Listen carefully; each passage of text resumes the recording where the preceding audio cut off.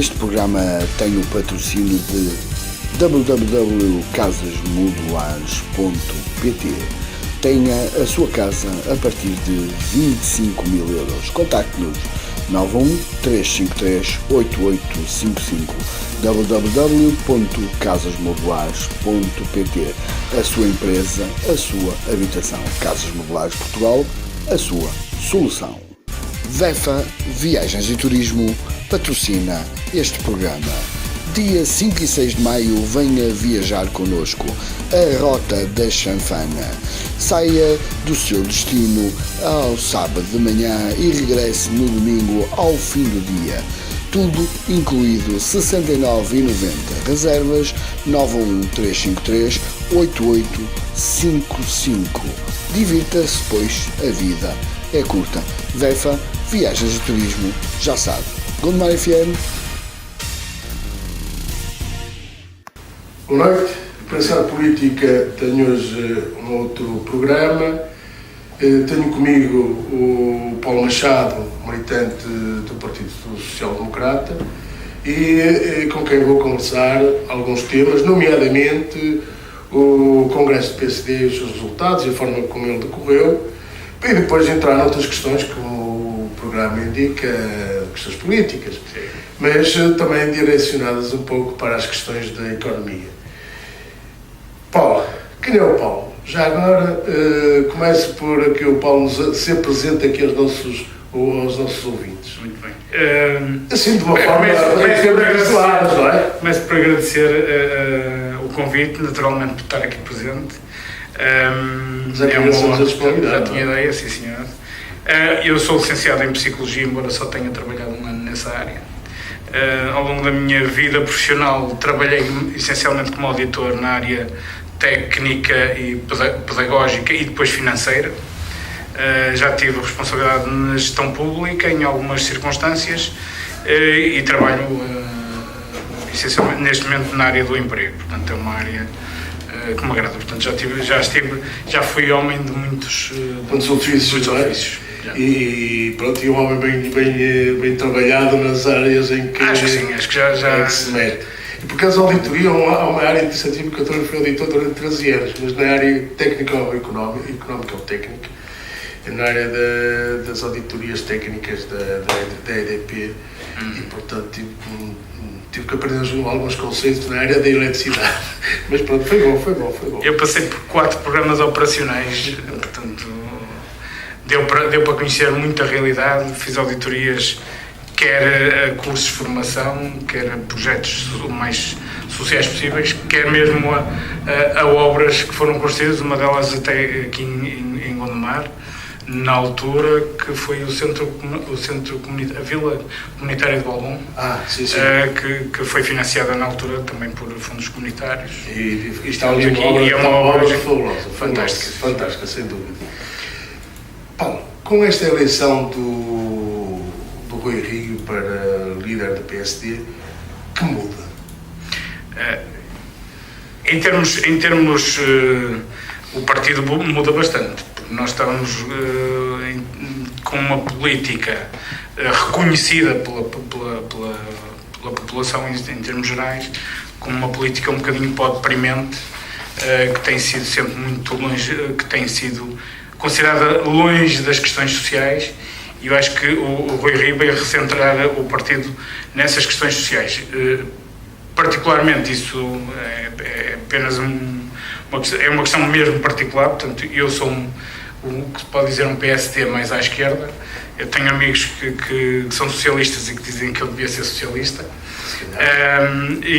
Portanto, acho que quando se fala um pouco sobre questões que são relevantes como as áreas sociais, isso é algo que me incomoda e que eu gosto de um partido que se interesse por isso. E ultimamente é saber se de facto os militantes do PSD hoje estão, os de base, sim, se estão, digamos, eu acho que adaptados a uma questão, a um termo muito fraco, não era isso que eu queria, mas se sentem mobilizados ou motivados para essa mudança um pouco ideológica que o Rio parece querer trazer. Sim. Os resultados foram um bocadinho nesse sentido. Mas haverá esse sentimento, será esse o sentimento que está nas bases? Dos militantes que eu conheço que votaram Rui Rio, esse é um dos principais motivos. Acho que o PSD, que é um PSD mais próximo de Sá Carneiro, com a lógica de que é um partido cheio de trabalhadores, de pessoas de todas as classes, é esse objetivo. O projeto do Sá Carneiro é um projeto interclassista, não é? Exatamente. Portanto, parece... Será que o Passos Coelho o Rui Rio vai pegar nesse projeto interclassista do Sá Carneiro? Eu acho que sim, só pelas menções que ele fez no discurso de início do Congresso, trazendo alguma questão afirmações mais sociais do que seria esperado, alguma repetição até por alguns elementos que o apoiavam de muitas frases de Sá Carneiro, acho que demonstram que ele vai por aí. É óbvio que, enquanto Partido Social Democrata, mesmo próximo da direita ou centrado, as questões da economia são questões fundamentais, porque nós não conseguimos fazer uma sem ovos. Só conseguimos fazer uma sociedade mais desenvolvida e com mais capacidade, obviamente, se tivermos recursos para o fazer. Claro. Portanto, acho que é esse o caminho que foi. Aliás, ele tratou de uma situação que é muito típica de uma facção, digamos, entre aspas, ou de uma parte do PST, que são os autarcas sociais-democratas, que é a questão da descentralização. Sim. Quem conhece o país e quem conhece as câmaras e o que é viver no interior, percebe perfeitamente que se torna hoje em dia uma coisa absolutamente fundamental. Eventualmente, até numa lógica mais agressiva, o tema da regionalização devia ter sido mesmo debatido, mas com força neste Congresso. Mas haverá obviamente tempo para discutir isso, porque há muita gente a favor da regionalização. E o Rui Rio, eu por acaso estive a ouvir o Rui Rio, provavelmente ele não pensaria ser candidato a líder do PSD. Ele era um opositor à regionalização. Sim, mas ele aprendeu. Pois, ele disse isso mesmo. É que os anos em que esteve como presidente da Câmara Municipal do Porto percebeu que tinha a importância e a necessidade de uma regionalização.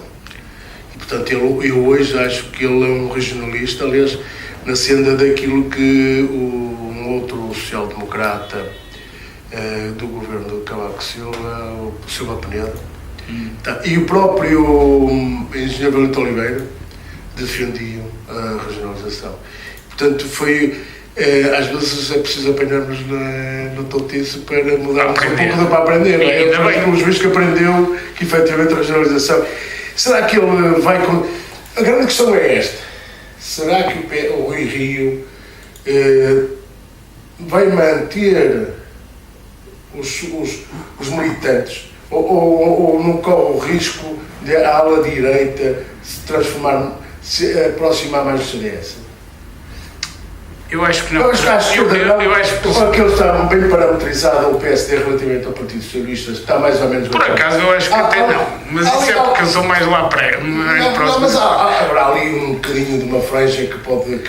Mas é uma franja ligeiramente ligeira que sim, pode... Do PS, está ali no meio. No PS, ou vai para o PSD, ele vai do PSD, vai para o PS. Mas não é uma margem... Pouco. É curta. É curta. E agora, se haverá esse medo, se há a possibilidade deles irem mais para a direita. Essa é uma pergunta interessante que eu acho que ainda ninguém pôs nestes momentos. Acho que o São Cristo está a fazer um bom trabalho nesse aspecto, está a ser muito... Mas tudo depende depois de quem está à volta. Eu acho que aqui a questão é: quem é que tem capacidade de ser poder? É o PSD. Claro. E parte-se logo aí desse princípio que quem eventualmente está interessado em determinados contextos de realização de economia, de parte social, vai estar tendencialmente num partido de poder. Estará no PSD. Portanto,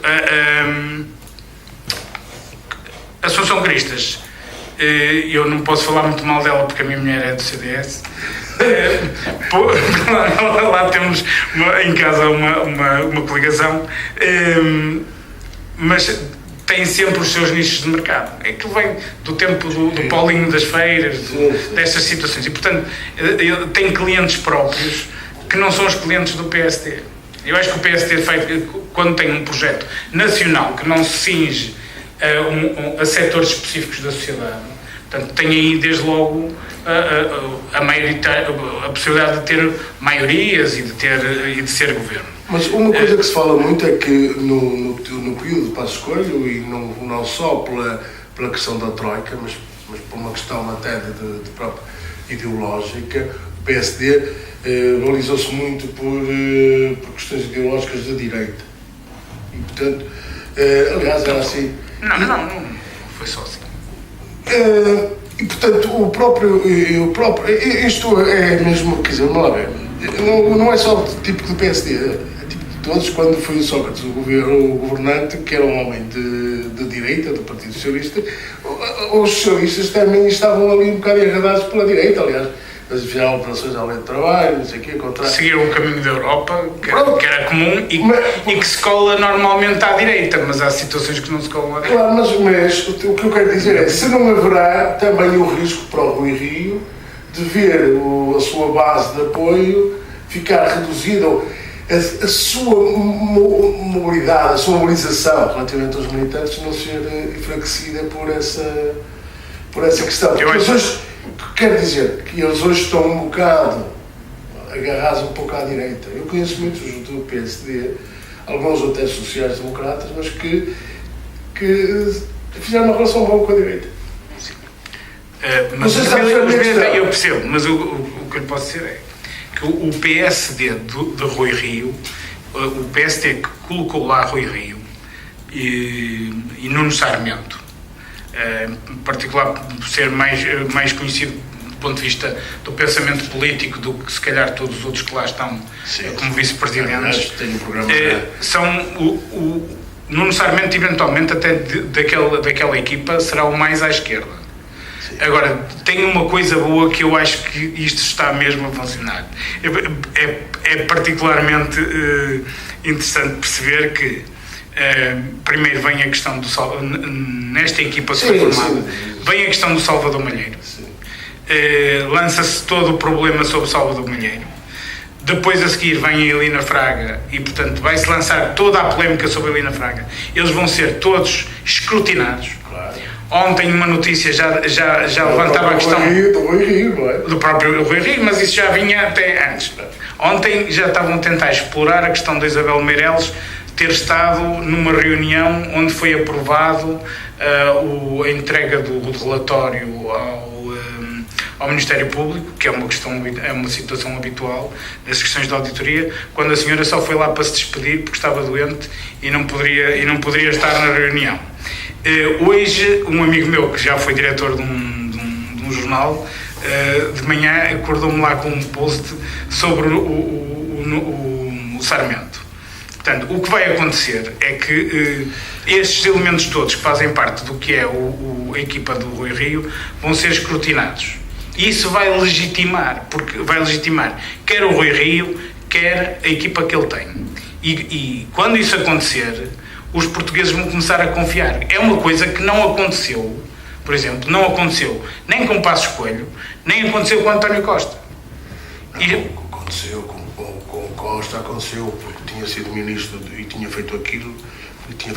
Ele foi escrutinado porque era junto do Sócrates, com aqueles negócios todos que ele eventualmente terá feito. Tinha sido ministro da Defesa e não sei o quê, tinha sido presidente da Câmara. Mas não levaram para coisas vai ser investigado. Não, e coisas que moralmente possam não ser aceitáveis.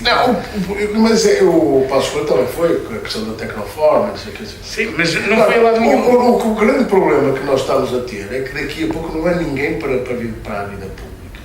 Porque todos nós temos um telhado de vidro, temos uma telha, um dia qualquer fizemos uma asneira. E se vamos para a vida pública, e se toda a gente vai escrutinar a nossa vida pública, quer Quer dizer, vamos pôr. Quem é que depois.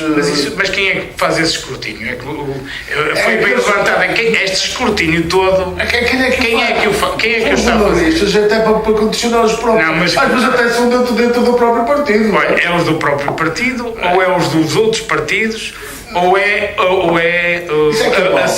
a sede da audiência. Não, eles gostam de trabalhar no anonimato. Pronto, é assim. Mas o que é que eles gostam São de os opositores internos do Rui Rio? O que é que eles gostam de ser? Gostam de ter um jornalista bem informado, a quem dá informação, para depois eles também terem algum protagonismo com esse jornalista. O que é de facto vergonhoso, porque os políticos deveriam pensar que todos eles, não é do PSD, todos eles estão na mesma. Todos eles hoje são eles, amanhã são eles. Todos eles devem pensar que a política é outra coisa que não estar aqui a fazer porque o menino fez um xixi fora do penico ou qualquer coisa. Todos nós fizemos as neiras na vida. Sim, eu acho que não fiz muitas. Eu fiz. Pelo menos dessas que passam a aparecer nos jornais. Não, mas eu fiz algumas. Se calhar, quer dizer, fiz algumas. Quando era menino, até no liceu, até fiz greve, até parti o vidro, até parti o vidro, não sei o que assim. Na altura da PGA, ainda esta semana estava a conversar aí com uma pessoa, na altura da prova geral de acesso da faculdade. Momentaneamente fechamos a Avenida dos Aliados ali em frente, ou que eu estava a confundir na altura, com o Comércio do Porto, em frente ao Comércio do Porto, porque já andava toda a gente chateada com aquilo e como é que se acedia. Esse é um dos casos que na altura e era a Manuela Ferreira Leite, era a Ministra da Educação, não é?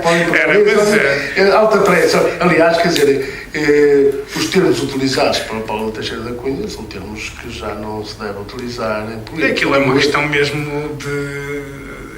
Quer dizer, é uma questão pessoal. Parece que sim.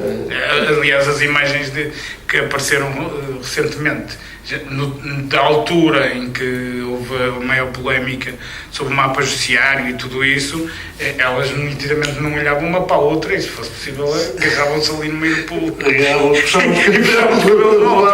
É normal, eu acho que isso tem a ver com aqueles ódios de estimação que às vezes algumas pessoas gostam. Mas há termos que deveriam ser arriscados do vocabulário político, não é? Porque criam.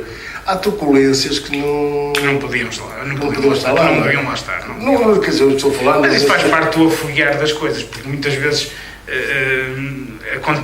aquilo acontece e pode suscitar algum interesse para alguns apoiantes que estão de um lado ou que estão do outro, ou para a própria política. Isto é despertar consciências que é. Uma das coisas também que aconteceu neste congresso foi o Luís Montenegro dizer que vai sair, uma pessoa que foi relevante nos últimos 4, 5 anos, do PSD, não é? Como líder da bancada parlamentar, e o Hugo Soares, que teve sempre lá ao lado dele. Sim, quer dizer, mas o Luís Montenegro tem uma certa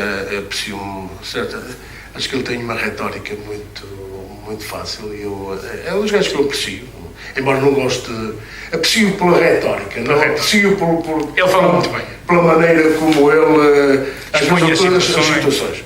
Agora, de facto, será que o Luís Montenegro se vai preparar para uma putativa candidatura ao PSD se as coisas não correrem bem ao Rio?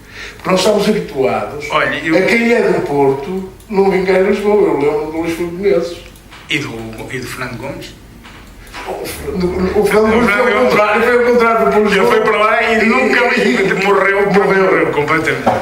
É assim, eu por acaso gostei mais do discurso do Santana Lopes. Mas o Santana, eu vou-lhe dizer, porque a propósito da pergunta que está a fazer, naturalmente, acho que o Santana Lopes teve a atitude mais digna que pode existir em política. Enquanto pessoa que perdeu e que está com o partido e que, independentemente de quem ganha ou perde, percebe que há ali um interesse nacional. E isso, e os comentários que ele fez, inclusive relativamente a esse discurso de Montenegro e a opressões que existiram quanto ao passado, foram na mousse. Eu concordo em absoluto com o que disse o Montenegro, porque acho que com o Santana Lopes Acho que não era momento para o Montenegro ter aquelas declarações. Acho que as fez porque pensou naquele momento que se calhar devia ter ido a jogo e não foi. Portanto, nessa situação, politicamente não teve a coragem que devia ter tido. Vai pagar por isso no futuro, porque como muitas vozes às vezes levantam questões e tal, porque Rui Rio não apoiou Menezes, etc, e criou ali impasses, né? Portanto, e depois vem a conversa do traidor. Neste momento, Montenegro, se for um personagem que contribua para que Rui Rio não funcione, vai ter esse mesmo voto. Portanto, vai ter, e este caminho dos 2 anos se calhar não lhe vão ser muito fáceis, apesar dele poder ter todas as montas, nomeadamente a TVI, se não me engano, e um jornal e uma rádio, portanto. Mas o Santana Lopes é um homem com um discurso fácil e sabe, e é envolvente, e sabe chegar às massas. Eu nunca mais me esqueço um congresso do PSD há muitos anos, em que ele também se bateu à liderança e fez um discurso que eu vinha a ouvir no carro. Eu vinha maravilhado com... Dá para sorrir. Não, dá para ficar agradado com a maneira como ele fala, porque ele fala sem... ele fala sem um papelinho. Sem papelinho, não é? Foi um discurso, por acaso, foi um discurso brilhante que o gajo fez, e foi um discurso de mais de uma hora.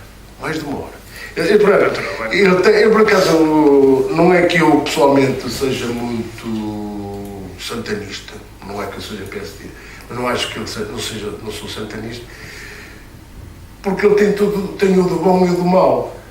Ele, quando foi primeiro-ministro, deixou uma marca muito negativa. Quando foi aquelas questões das discotecas, essas são as questões que é uma questão pessoal. Uma questão pessoal, não é? Era aquela relação com aquele secretário de Estado, era a relação com o próprio ministro, que era o Rui Gomes da Silva, que era uma relação um bocado... Eles são grandes amigos desde sempre, mas era uma relação muito esquisita em termos de governação. E depois aquela questão com o secretário de Estado, que eu não me recordo agora o nome, que depois veio dizer isto, aquilo, que ele dizia uma coisa hoje e amanhã dizia outra. Houve um caso desses, sim. Houve 2 ou 3. Houve um que também foi por causa do forte, não sei o quê, da utilização do forte lá embaixo em Lisboa, que eu não sei. Foi para uma festa, para uma rave. Isso apanha todos os partidos, pelos vistos. O PS também esteve lá. Não, o PS esteve agora no Panteão Nacional. Foi eles que alugaram o Panteão para jantar. Não, mas isso foi alugado porque nem foi o PS, foi o diretor-geral, porque fazia parte do... Fazia parte do programa da Summit. Não é o Summit, mas não é isso, quer dizer, eles alugaram um espaço em função o diretor-geral tinha competência para fazer. Competência.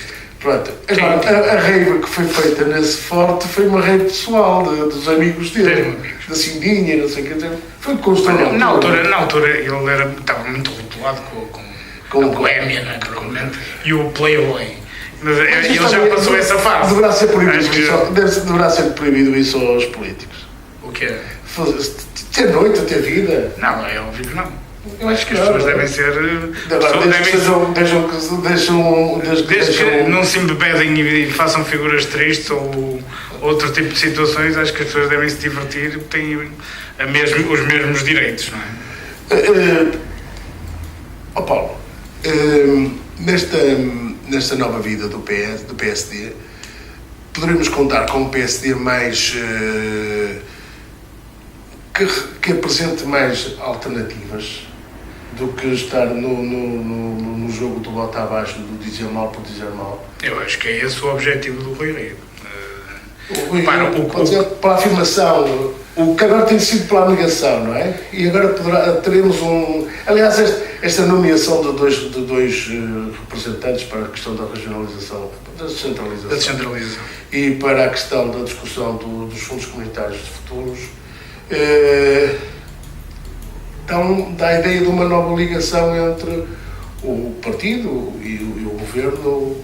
Sim, mas eu acho que está longe daquilo que as pessoas possam imaginar ser um bloco central. Acho que a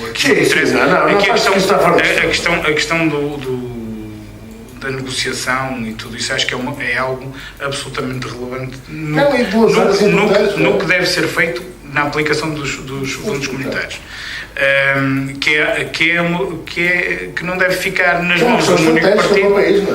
Exato, não deve ficar nas mãos de um país, de um único partido, porque há imensas situações que têm de dar resposta e os recursos também não chegam para todos e, portanto, perceber onde é que se deve aplicar. Um exemplo, o caso, por exemplo, aqui do metro de Gondomar, avaliar essas situações, se numa reprogramação, se o metro deveria vir para Gondomar ou não, tudo isso é um papel que devia ser feito em conjunto, porque aqui está-se a falar do interesse da população e não propriamente olhar para se estamos a zelar mais pelos interesses sociais dos mais desfavorecidos, ou se estamos a olhar mais para a economia, ou se estamos a dar mais lucro aos particulares do que propriamente à dinâmica social, e, portanto, são opções políticas, mas aqui tratam-se de opções locais. É óbvio para mim, e gostando muito do Porto, porque trabalho no Porto e vivo lá metade do meu tempo, a linha que parece que vai ser construída para fazer Trindade, Boa Vista, para dar uma volta assim e adicionar, só para efeitos é um erro. É um erro. É gastar dinheiro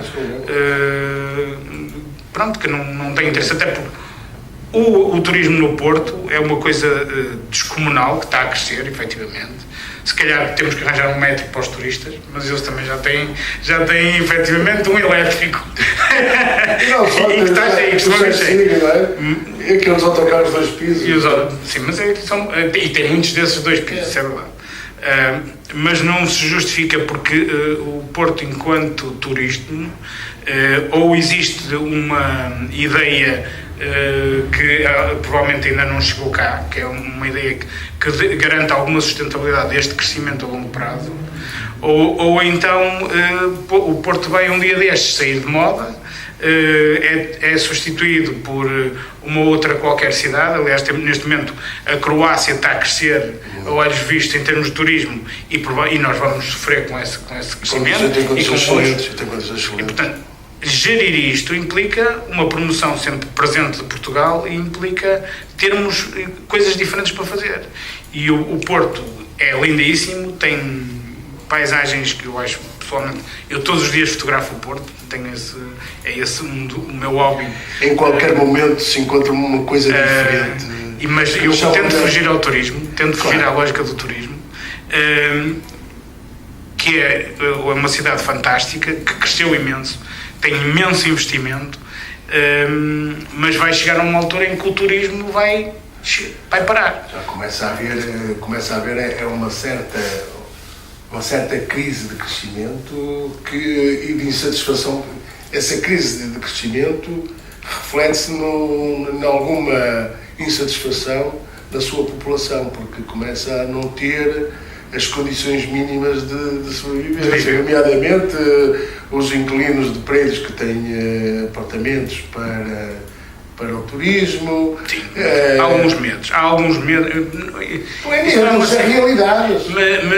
E depois não é uma realidade. Mas não é uma realidade. Hoje não consegue um apartamento no Porto, um T2, por menos de 400 euros. Sim, mas sabe que isso repara, aqui há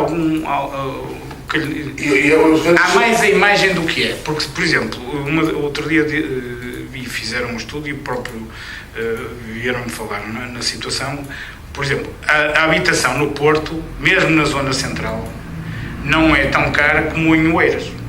Sim, é verdade. Portanto, o dizer que e o Oeiras é um... Mas os rendimentos do Oeiras também não são iguais aos do Porto. Não é? Também é verdade. Não se esqueça que em Oeiras é o concelho mais rico do país, rendimentos médios mais altos do país. Normalmente a gente fala de coisas caras é em Lisboa, não é? E porquê? E porquê?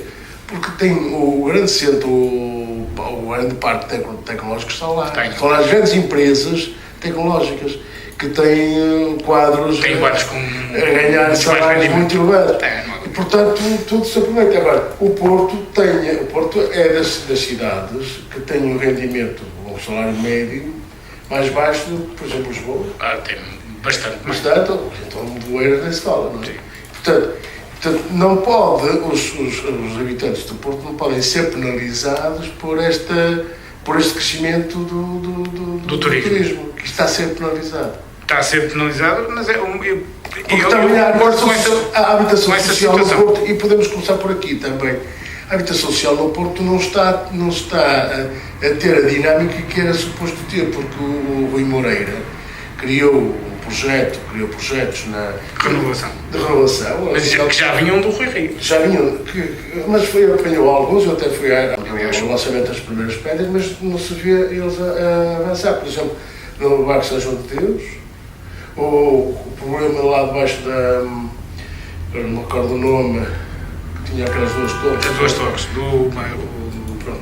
Quer dizer, e a habitação social é uma solução, podemos gostar ou não gostar, mas é uma solução, ou a habitação de custos controlados, é uma solução para quem tem rendimentos mais baixos, não é? Mas também é um fator de imigração, sabe? É que muita gente,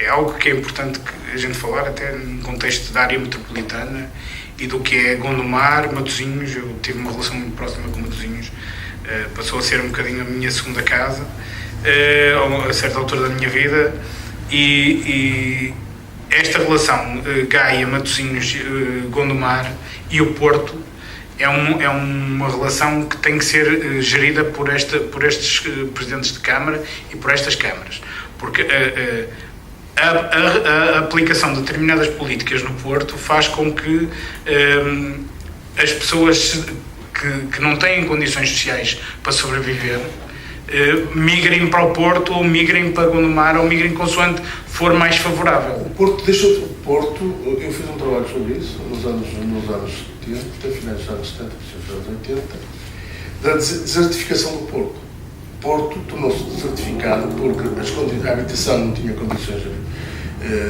habitabilidade e era caro.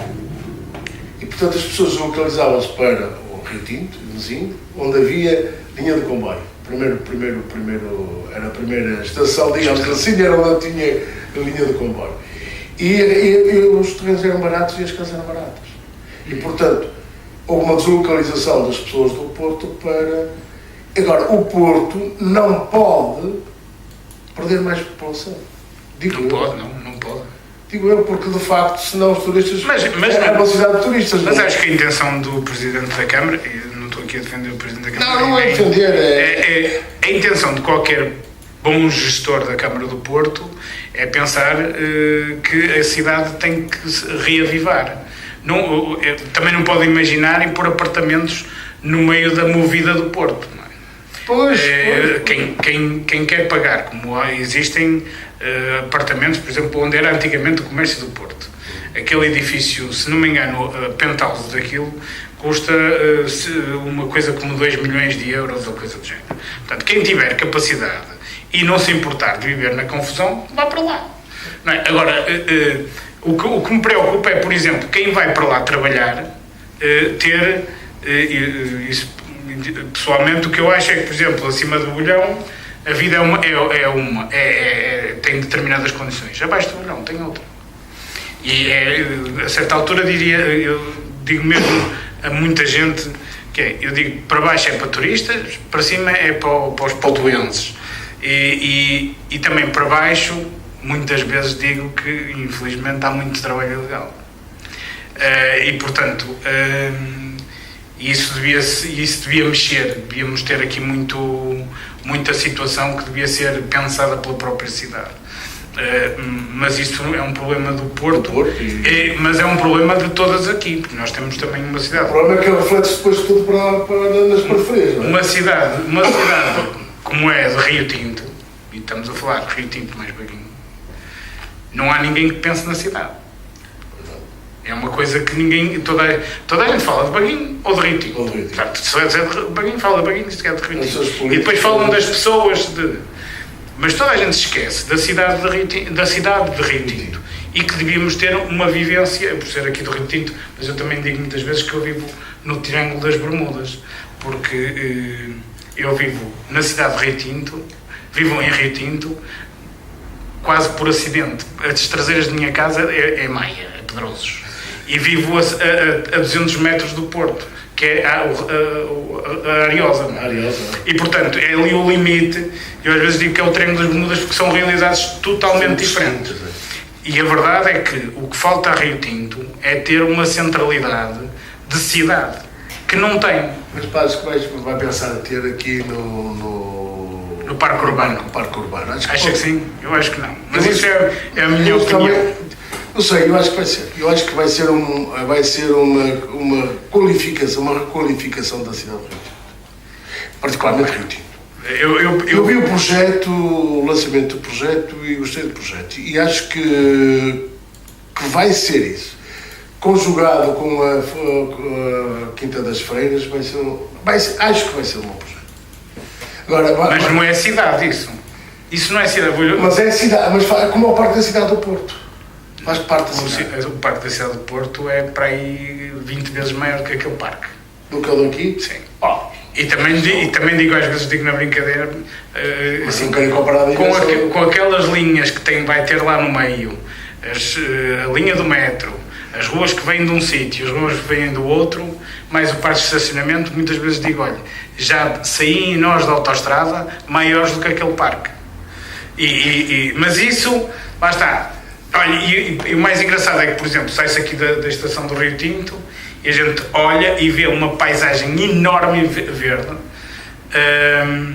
que isso sim dava para fazer um parque urbano, que é estes campos que aqui estão aqui ao lado. Aqui na Campainha? Na Campainha. Na Quinta da Campainha, na zona de... Porque não tem... Isso dava para fazer um parque enorme. Se calhar não tinha impacto noutras coisas, mas também acho interessante que haja ali um jardim e que haja eu só protesto numa coisa, acho que deveriam ter, eles agora estão a limpar o Rio Tinto e tinha a Ribeira, como é que chama aquela ribeirinha que tinha peixes e que mataram os peixes quando limparam aquilo. E vai agora, acho que é um erro não terem posto Rio Tinto a descoberto. Sim. Acho que foi um erro, porque até ficava bem para o parque da cidade, ficava muito bem. Ora bem, vamos agora mudar de tema, vamos então falar nas economias e o PSD tem mostrado alguma contrariedade, não é contrariedade, é alguma, como dizer... Quer dizer, apesar de dizer que é bom, não, parece que as coisas não são assim tão boas como o PSD diz que são. Ou, quer dizer, o mensageiro da desgraça. Mas isso tem a ver com o Passos Coelho, mas também eu concordo com o que mas não é isso. Quer dizer, estou a falar, por exemplo, nós temos o crescimento do PIB, crescimento do emprego, uma redução, ainda agora se viu uma redução mais do emprego, uma redução do desemprego acentuada. A redução da dívida também veio já para os valores que o governo... Redução um bocadinho, sim. Um bocado. Pronto. Continuamos a 123. Há coisas que... Isto é, de facto, aquilo que o governo apresenta como a sua bandeira. Mas depois temos aqui algumas questões que eu não sei como é que vão ser dirimidas. Por exemplo, quando o Bloco de Esquerda, o Partido Comunista e o PEV reclamam mais funcionários públicos para a saúde, para a polícia, aumentos de salários, essas coisas todas que é uma carga enorme da despesa. Será que o Estado pode se consegue lá chegar, se consegue suportar isso. Já depois quando se fez a reversão das 40 para as 35 horas, quer dizer, que já é um aumento de salário, independentemente do dinheiro não ser o mesmo, não é? Primeiro, estas questões positivas da economia, qual é a sua opinião? E estas coisas que são alertas, são alarmes que podem pôr em causa um bocado a ligação do governo, não é? E das estruturas que sustentam o governo. É assim, pessoalmente acho que os resultados da economia são favoráveis, tem que se pôr sempre o mas. E esse é que é o problema do mas, porque as coisas acontecem. Seria possível se eventualmente não se tivesse desperdiçado, se calhar, em algumas situações adicionais ou gerido as coisas de outra forma. Assim, não nos esqueçamos o seguinte, é que Portugal saiu da Troika antecipadamente, tentou pagar o mais possível o empréstimo que tinha, antecipando até pagamentos no tempo do Passos Coelho. Isso em termos do PSD e da coligação que existia na altura, repare, num período de 6 meses, a aceitação do governo passou de uma coisa negativa para uma maioria, embora relativa, que ganhou nas eleições, portanto isso...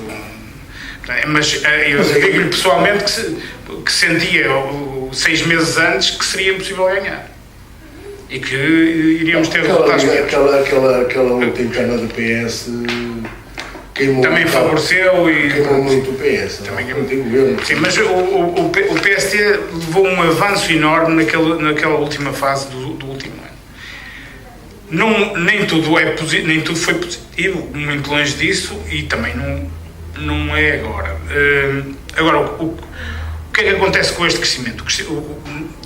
O Partido Socialista e a Frente Esquerda, chamada Frente Esquerda, usando a expressão de Santana Lopes, que eu acho que efetivamente é a melhor expressão para eu sou cristãozinho não ter um engraçado, que é as esquerdas unidas. As esquerdas unidas. Mas a Frente Esquerda acho que teve a sorte de ter o país nas condições que teve e teve a possibilidade de fazer muita coisa.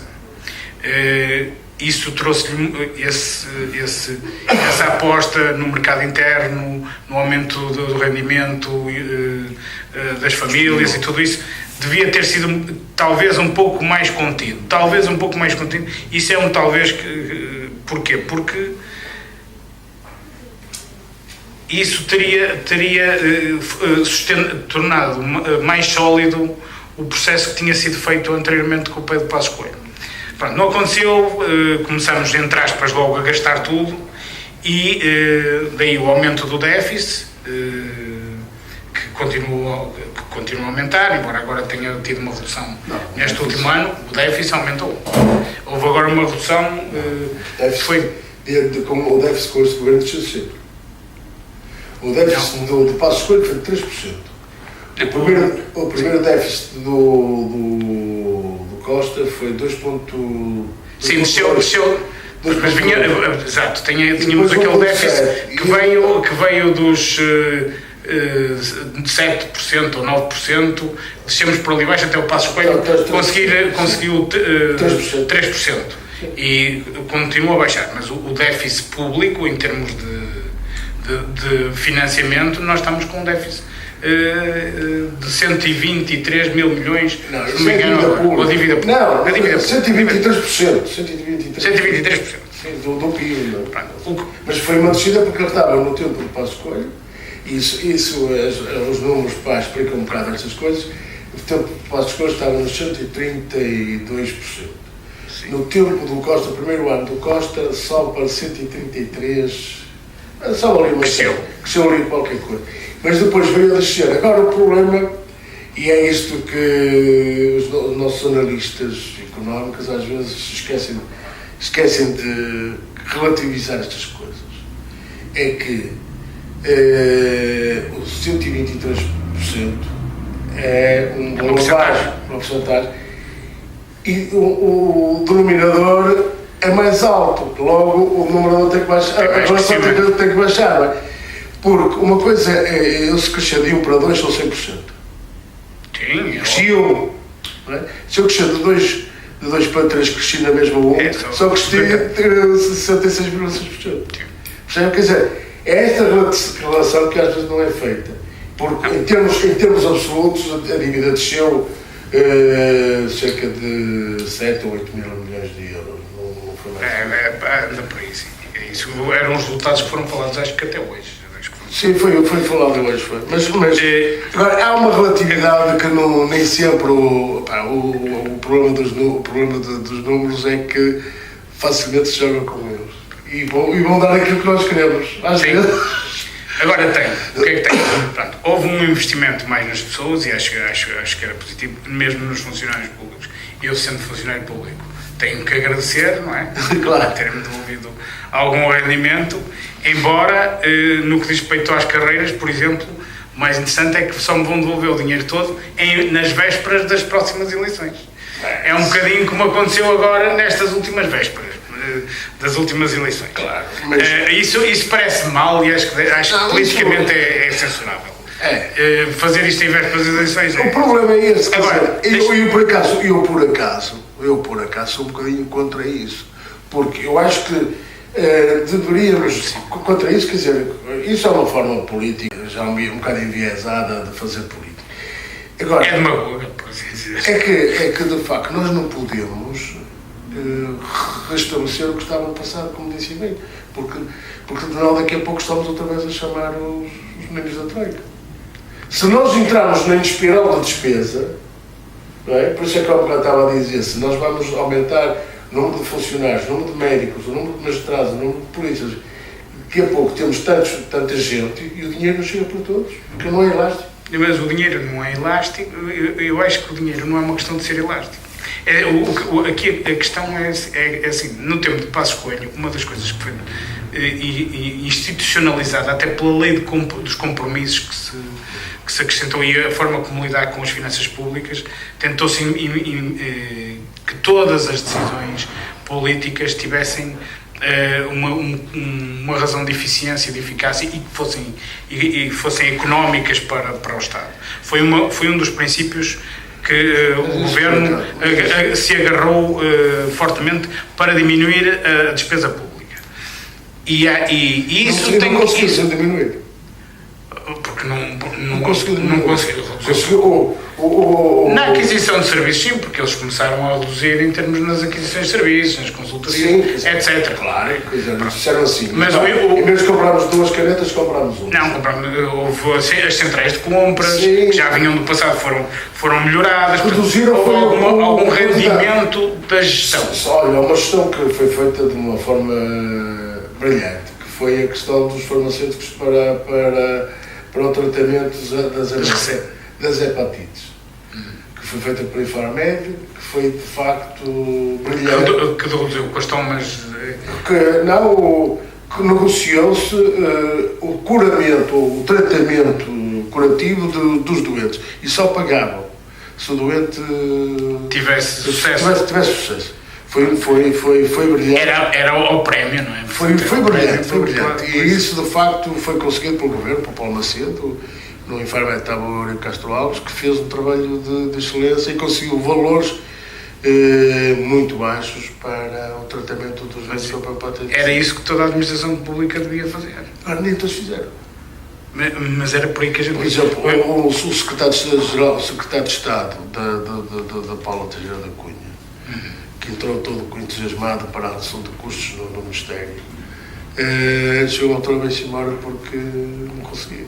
Mas há coisas que são... Não conseguia! Eu hoje dizia que havia, quando a gente trabalha com pessoas com mais idade e que estão em situações... Eu trabalho num centro de emprego, pessoas que já estão com os seus 62, 63 anos e que quando a gente fala no e-mail, mas eu tenho que ter um papel, as pessoas muitas vezes preferem aquela velha polémica dos carimbos, que são coisas que são absolutamente miseráveis, que nem deviam ter existido. quando falam da questão dos carimbos, me disse, não, basta procurar, registra, fica informaticamente e tal. Ele, não, doutor, mas eu prefiro o papel. É muito difícil. Há gente com 60 anos que nunca trabalhou com isso. Eu não sei por uma razão muito simples. Infelizmente, os meios eletrónicos servem para umas coisas e servem para outras. E eu sei do que estou a falar. É que, de facto, quer dizer, quando se trata de prova, os tribunais não aceitam os meios os e-mails como prova. Olha, mas o mais engraçado, outro dia tive que fazer à última da hora, e é da sua área, que é aquela certificação do agregado familiar. Não é? Eu certifico o agregado familiar no meu processo, digo que aqueles são os meus filhos, que aquela é a minha mulher, meto a password da minha mulher, eu coloco a password dos meus filhos, não é? Portanto está toda a gente ali certificada, e a seguir vou ao site e pede à minha mulher para ela certificar que eu sou o marido dela e que os meus filhos são os filhos dela. Quer dizer, é algo que seria impensável, claro, pelas novas tecnologias, para quem trabalha com novas tecnologias, e que efetivamente era uma boa medida, conseguiram estragar. Claro. Porque uma coisa que era simples, diz-me um amigo meu, mas eu já sou casado e tenho a minha filha há 20 anos, para que é que eu vou lá pôr que sou casado e que tenho a filha? Claro. Eu já sempre certifiquei que tinha aquela filha.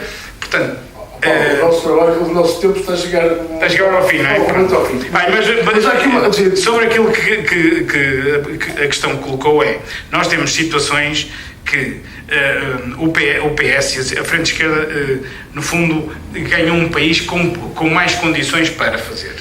E há ali algumas políticas que não têm resultado como deveriam. Eu acho que o PSD devia ter pegado nisso e nunca pegou.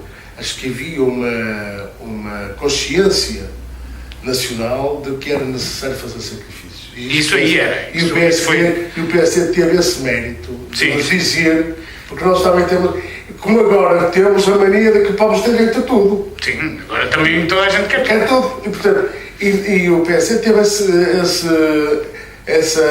e acho que essa bandeira que devia de, nós preparamos as pessoas para gerirem um bocadinho as coisas com mais rigor, com mais preocupação. Porque de facto, quer dizer, o Costa diz uma coisa, o Costa tem que aprender muito, porque não está a ir muito por aquilo que o Bloco de Esquerda pedem e exigem. A partir do momento em que eu deduzo a alimentação do cão, ou o tratamento do cão, ou do gatinho, não sei como é que falar.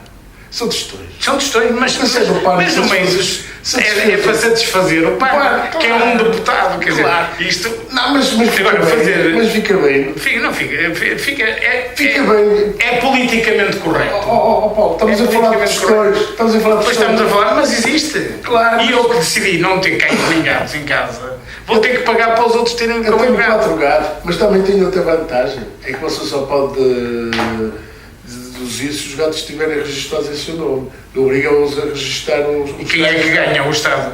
O Estado. Se puser o chip, provavelmente já vou ganhar ao veterinário. Olha, Paulo, agora, assim, há uma coisa que eu gostava de falar. Olha, mas deixa-me só peço desculpa. Sobre isto, se olharmos para os dados do desemprego de todos os países, e olharmos para a evolução deles todos, o mais engraçado, eu por acaso estive a ver isso ontem, o mais interessante é que as curvas do agora, excetuando a questão da Grécia, Chipre e Espanha, que conseguiram mais... Não, mas eles cresceram no desemprego e não conseguiram descer para os níveis que estavam antes. Sim, mas não conseguiram descer para os níveis de 2017, não. Em 2017 a Espanha estava com 26,3. Não, o pico do desemprego deles foi 26,3. Agora estão com 16,7. Pronto, e a Grécia está com 20. Mas se olharmos para todas as ondas, nós estamos relativamente numa posição semelhante, todos os países, do que estávamos em 2007. Sim. Que foi na altura em que depois estourou a crise e que depois veio tudo de arrasto. Claro. Mas, essa crise é que o comportamento é o mesmo. Depois temos outras situações. Sim, quer dizer, isto está tudo interligado, não é? Em situações, por exemplo, o caso de Gondomar, que cresceu do ponto de vista do que é as exportações e teve algum cuidado com as exportações, de 2006 para 2017 já perdeu lanço. E nós gondomarenses, devíamos era olhar para isso. Porquê? Porque Gondomar é o concelho menos produtivo da área metropolitana próxima do Porto. E o mais pobre, digamos. E o mais pobre.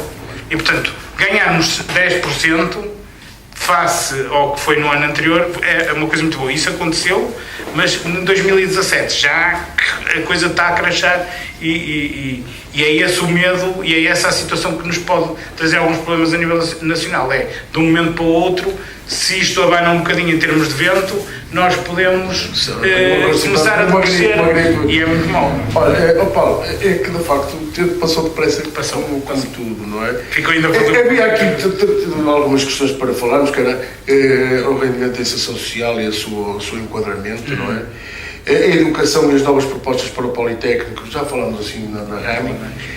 Agora, também o programa 2030, portanto, sobre a aposta nos doutorados e nos licenciados, há uma coisa que e isto quer mesmo uma resposta telegráfica, porque eu queria que o Paulo falasse das duas questões sobre Gondomar, o positivo e o negativo que encontra em Gondomar.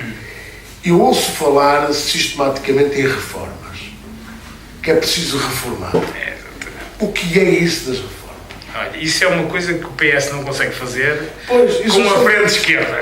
Mas que reformas? Porque não tem capacidade. Mas que reformas? O que é isso? Que reformas são essas? As reformas são necessárias em algumas áreas do bem público. Sim. Acho que o maior e o que mais me preocupa individualmente e que deve preocupar toda a gente que está no ativo é a questão da segurança social e das reformas. E a forma como o sistema é financiado. Temos que olhar, pessoalmente, é aquele que eu acho que é o ponto fulcral das reformas mais importantes que o país tem que fazer. É encontrar forma de financiar a segurança social para o futuro. Neste momento nós suportamos esse encargo com os descontos que empresas e trabalhadores fazem e mais algum adicional do Orçamento de Estado. Temos que pensar no futuro, vamos ser todos muito mais velhos e vamos ser todos muito reformados. Vai-se baixar a reforma? Vai-se aumentar a idade da reforma? Se olharmos com o bolo... O ministro Vieira da Silva, quando foi ministro aqui há 10 anos atrás, tinha feito uma reforma da segurança social. Portanto, que já era deficitária na altura, já na altura ele dizia que estava sustentada até 2050. E 50. E agora faz uma nova reforma, aumentando a idade da reforma para mais um mês. Sim, 66 anos e... Uma das coisas que o Partido Socialista, ou o Governo até mais, tem feito é dizer que é preciso ir buscar dinheiro, por exemplo, às empresas de base tecnológica que utilizam muitos robôs, e o PSD está disponível para abraçar este projeto. Olha, eu não posso falar pelo PSD. Sim, mas não seria uma boa ideia? Eu acho que é uma boa ideia. Eu acho que uma questão que, quer dizer, não diria propriamente olharmos para as empresas tecnológicas, olhar para essas situações, não queria tornar isso material, não é? Olhar para esses setores como responsáveis por... São empresas de mais-valia, de valor acrescentado elevado, e que com recurso a pouca mão de obra. Com recurso a pouca mão, só que o problema é que hoje em dia, quando tiver um robô que faça um carro sozinho, os chineses vão fazer esse robô e vai fazer um carro muito mais barato. Claro. E portanto, não é só na tecnologia que está a mais-valia de qualquer coisa. Está essencialmente está na parte da inovação, está na inovação, nas pessoas, nas indústrias criativas, na inovação que o próprio governo da inteligência artificial, vamos ter os computadores a serem eles os criativos. E nós não temos palma, não é? Criativos ainda não estamos lá. Há coisas que a gente já faz com o telemóvel, não é? E que isso ele faz sozinho, não é? Hoje já fazemos ali um filme animado com qualquer coisa, com umas imagens que metemos lá e o programa faz e é melhor se calhar que uma televisão. Olha, acho que é possível fazer encontrar fontes alternativas de financiamento da Segurança Social. Paulo, temos 2 minutos e eu queria que você falasse então do seu positivo para Gondomar, e que já disse que... Já falei um bocadinho. Que estão ligadas às exportações do Conselho, não é? Do Conselho, sim. E o seu negativo, que é o preço da água e que de facto em Gondomar é quase exagerado, não é? É quase obsceno, não é? Eu acho que isso devia ter sido melhor gerido. Acho que a Câmara geriu muito mal esta questão da água. Estou a falar exclusivamente do custo da água, porque o restante até é casuístico, pronto, mas a questão do custo da água é algo que a gente pode comparar de concelho para concelho. Acho que é um exagero. Estamos a pagar a água mais cara aqui, acho que é do Norte até, e não faz absolutamente sentido nenhum. E era preciso que as pessoas tenham um bocadinho de registro. As grandes tesouras de captação de água estão aqui no Conselho de Gondomar. Senão a gente pode pôr uma mangueira daqui até lá e abastece Rio Tinto só para nós. Relativamente à questão positiva, eu acho que o facto de Gondomar ter tido alguma dinâmica de exportações positiva em 2016, que foi bastante positiva porque subiu face àquilo que era no passado. Perdemos aqui um operador importante recentemente, que foi a Parfois. Temos boas empresas, mesmo na área da indústria em Gondomar, que devem ser acarinhadas e que devemos apoiar. O projeto mais interessante que neste momento Gondomar tem, mais interessante, vamos ver até que ponto é que ele terá alguma execuabilidade, é a cidade do design. E isso é importante que tenha a menina design. Não é? E portanto espero que seja um projeto que vá para diante, porque é um projeto de criação. Portanto, não se trata propriamente de fazer móveis que os chineses podem a seguir replicar, ou os italianos, ou coisa do género. Trata-se dos grandes produtores de mobiliário e design de top para os Estados Unidos e para a indústria cinematográfica. Foi um prazer tê-lo aqui. Muito obrigado. O nosso tempo esgotou, isto foi rápido, mais depressa. O tempo passou mesmo depressa. Foi um prazer enorme tê-lo por aqui. Um dia destes vai cá voltar com outras questões, com outras discussões. Ok, muito foi obrigado. Um prazer. Tá. Tudo bom. Obrigado. Este programa tem o patrocínio de www.casasmodulares.pt. Tenha a sua casa a partir de 25 mil euros. Contacte-nos 91 353 8855 www.casasmodulares.pt. A sua empresa, a sua habitação. Casas Modulares Portugal, a sua solução. VEFA Viagens e Turismo patrocina este programa. Dia 5 e 6 de maio venha viajar connosco a Rota da Chanfana. Saia do seu destino ao sábado de manhã e regresse no domingo ao fim do dia. Tudo incluído, 69,90. Reservas 91353 8855. Divirta-se, pois a vida é curta. VEFA Viagens e Turismo, já sabe. Gondomar FM